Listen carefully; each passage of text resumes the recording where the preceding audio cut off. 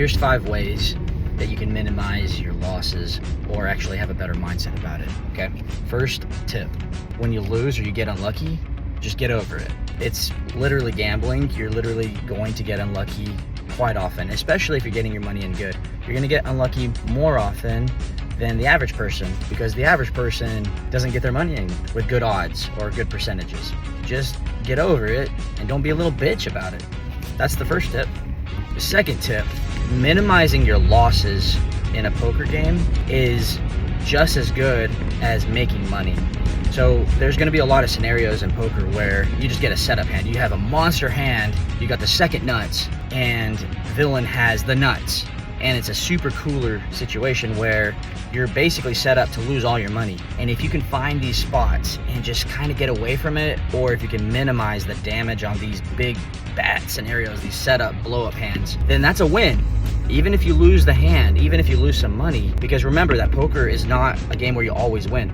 So you have to think of it as an ongoing process. If you lose a smaller amount or just a lot less than your entire stack whenever you were meant to lose your whole stack, that's a win.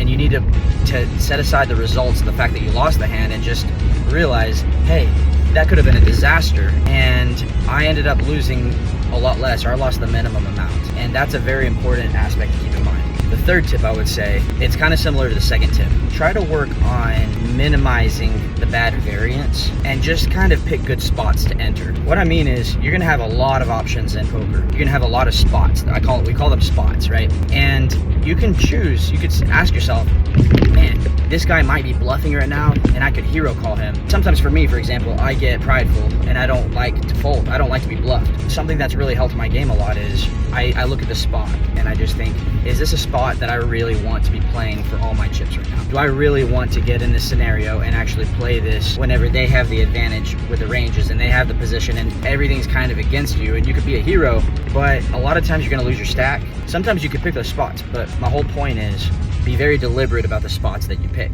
A lot of times in these lower stakes, you're gonna have a lot of really good, easier spots to play than to have these extremely difficult scenarios that you're putting yourself in. Tip number 4 is just to remember this. Poker is kind of like a business. In a business, you wanna increase your net profit. So there's gross profit and net profit. Gross profit is all the money you bring in, but net profit is, well, how much of that profit do I actually get to put in my pocket? How much of that is actually stuff that I'm earning because we got expenses and things.